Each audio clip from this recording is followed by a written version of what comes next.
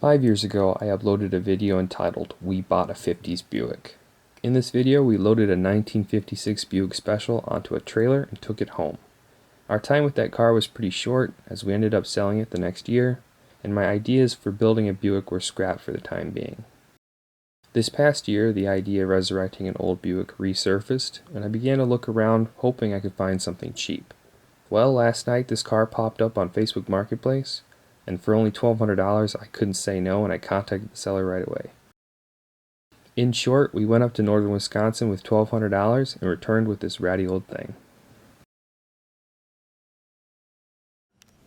Not everybody can rebuild those, but I know a guy that can take it with him. Yeah, he did. He got car for $400 when he built it. Oh, wow. So that's all. The carburetor's good. Yeah. But if you're just going to pull the motor out of it, you plan. So let me It does ask you. turn over.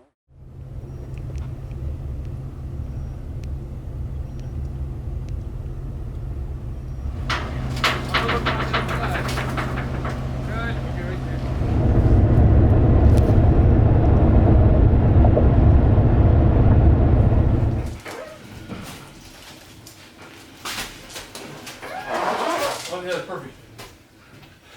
Are we good? Put a block under. Well, here it is, back in the garage, my new 1956 Buick Century. And as far as I understand, this is one of the small body Buicks. This and the Buick Special use the same underpinnings, the B-body, so it's roughly the same size, and this is supposed to be a slightly nicer trim with a little bit more horsepower. My dad and I purchased one of these maybe 7 years ago, and we got it running just barely, and then we had to sell it. Ever since that, my dad has been wanting another one, and when I saw this one show up on Facebook Marketplace for only $1,200, I had to pull the trigger right away. This is a Texas car, and so it actually is very solid. There's a couple pinholes we'll go over, but otherwise it's, I think, a really good car, really good foundation. So in this video, I'm going to go around the car and see what's wrong with my new Buick Century. I kind of get a game plan of what's to come on this car. And now that the 928 is running, I'm going to start spending a little bit of time working on this one. This particular car has the 4 vents here. There's a specific name coined by Buick, but that's not coming to me at this moment in time. The Buick Special only had 3, while this one has the 4 to resemble the larger big body Buicks.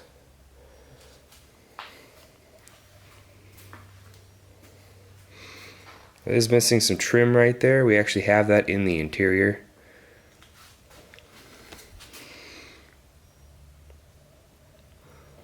We do have the original hubcaps. I have 4 of them. Very lucky for that.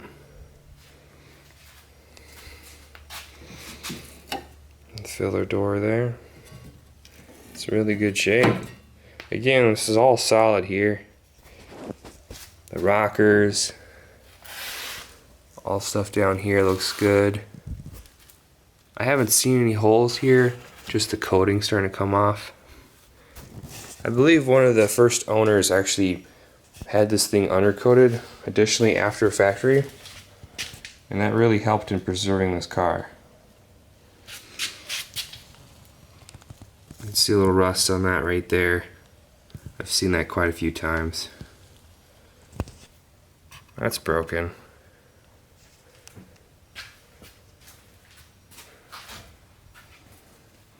In all honesty, guys, this thing is in really good shape. Chrome is in fabulous condition, except for that one part. I'm absolutely in love with this patina. See right there, SWTSC. I'm guessing that's some initials for a Texas college. I don't know. If someone has actually gone there, let me know. And then this whole side of the car, it looks very straight. Again, no holes down here.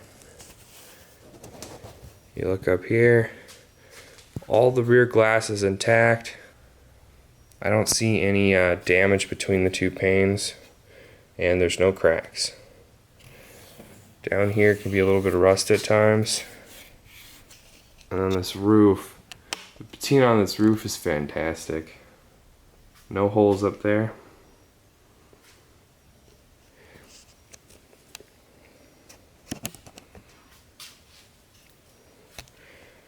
You can see that this window is kind of fogging out. It's not the end of the world, I can still use it for a while. Another logo. And then here's the trim that we're missing on the other side. Again, that's inside the vehicle, so we're okay. Oh, there's a little pinhole right there. Really solid.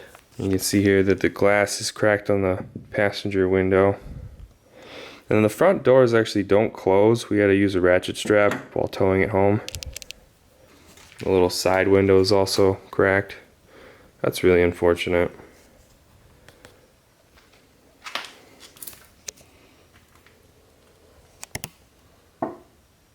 That fender looks fantastic. Again, look at that patina and that hood. So we're missing a wiper blade over here. That's no big deal. You can easily get something online. This whole windshield is in good shape. Our last windshield had a lot of clouding right here at the bottom of it. Same on the other side, to the point that it was pretty much useless. We would have to buy a new windshield. So I'm very thankful that this one's in good shape. You see a little dings up here, but not too bad. I'll run with it. And then this little chrome grille here is all good shape.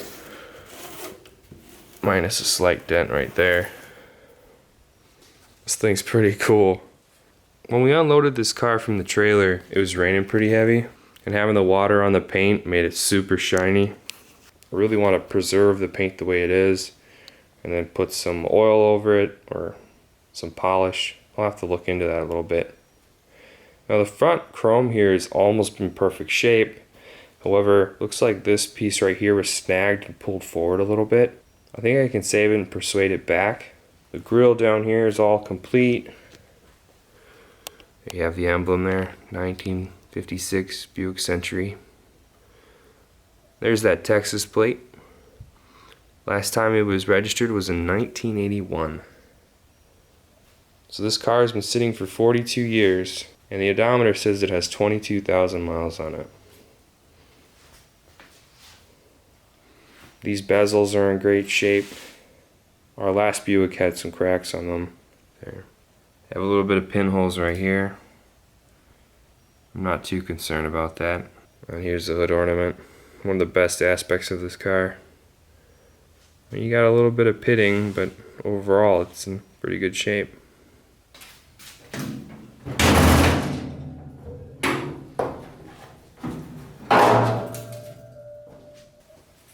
Now the engine bay has been touched by the previous owner. It's missing the intake manifold, carburetor, air filter box, and then the coolant reservoir. He gave me all that, and it's sitting in the back of the vehicle here in the trunk. So it is complete, but I do need to put a little bit of work into it. He did cover all the ports, and then additionally put some visors on top of it. That was handy.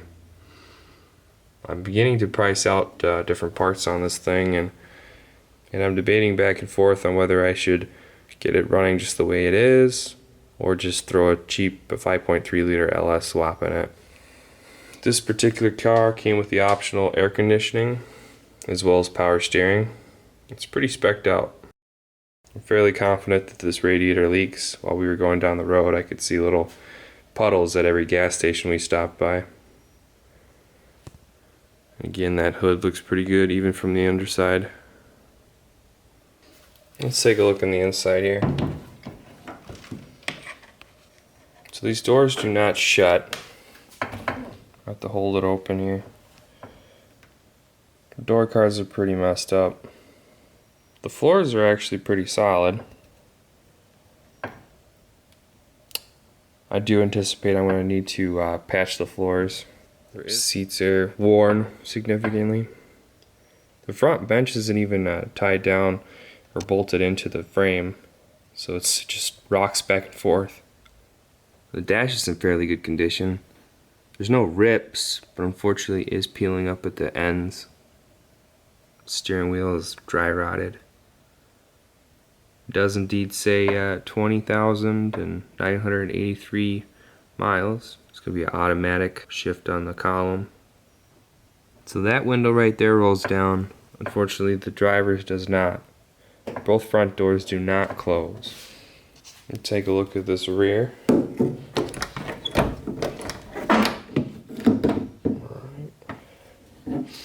So the rear doors do lock. That panel right there looks pretty good. Again, we do have that delamination.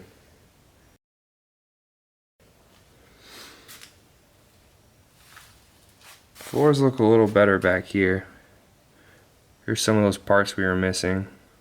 There's an actual armrest for the passengers. I can't say I've seen that before on a Buick. I'm now sitting inside the car. It does smell like mouse urine. It's a better look at that steering wheel and the dash. Looks pretty awesome. Looks like everything's there. Front. Looking up, the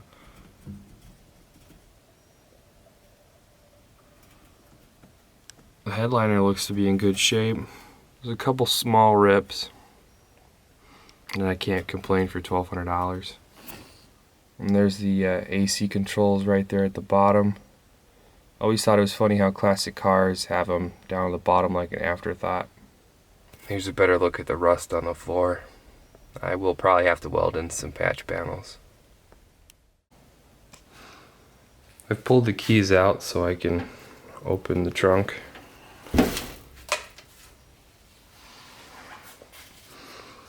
In here actually looks pretty good as well. That right there is the air filter. It's got an oil bath, so we put it in a plastic bag. There's that intake manifold that was missing. Now I do see, looks like the drain plug by the spare wheel has grown a little bit with age. Alright, so let's lift this thing up and see what we have underneath.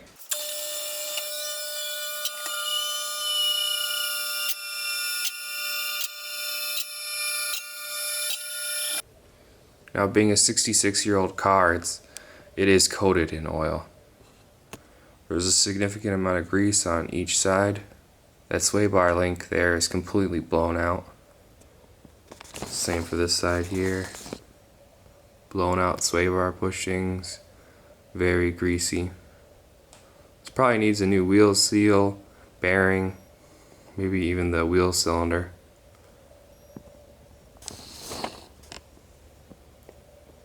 Slight dent in the core support, not too significant. A little further back we can start seeing the structure of the frame itself. At least on this end here I don't see any holes. Again, you can see that undercoating is starting to peel right there.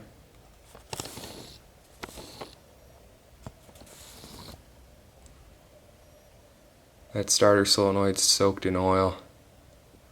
I wonder if it even works anymore. There's the oil filter housing. Now on this side, that's where you can see that rust hole. I think I have decent access in there, so it shouldn't be too bad. Mufflers are intact. I know those are aftermarket units for sure. You see this X-brace designed into the chassis of the car. I would think that makes it a little more stable. You see these two links here coming from the center portion of the car out to each side of the solid axle. Once again, I see that the coating's coming off the rocker, but I don't really see any holes up here.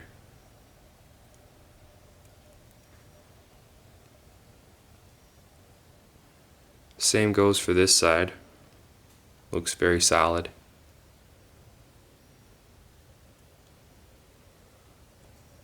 You can see that perforated exhaust a little better. These rear sections definitely need to be replaced. I'm confident that the shocks are blown out and most of the bushings.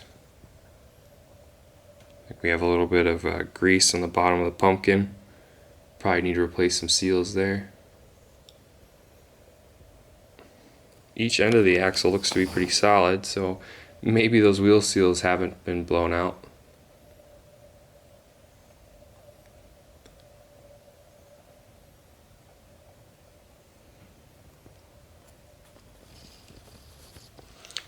And finally, we're at the trunk of the vehicle.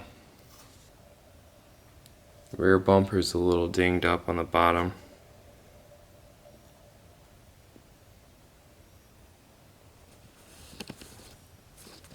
We have some kind of hanger right there for the rest of the exhaust that's not present. That fuel tank actually looks pretty good. And it's a little hard to see, but there's no holes on the back side of the fender wells either. I think we have a very solid car on our hands. Well, thank you guys for watching. That's everything wrong with my Buick. Hopefully we'll make some videos on this one. Let me know if you guys are interested in seeing more. I know this is a Porsche, Mini, BMW channel, but if you guys are interested in seeing more of this car, I can definitely put some videos out there on it. I am planning on making a video of getting it running, so you will see that at a minimum. Anyway, thanks for watching again, and I'll see you guys in the next video.